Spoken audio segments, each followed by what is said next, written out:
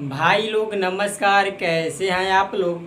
तो दोस्तों, आक्षा जी का एक बहुत ही बवाल पोस्टर वो अपने फेसबुक आईडी और अन्य सोशल मीडिया पर शेयर करते हुए बताई हैं कि उनका एक सावन गीत आने वाला है। जी हाँ दोस्तों, जिस गाने का टाइटल है गौरा रानी की नौकरानी कभी हार नहीं सकती।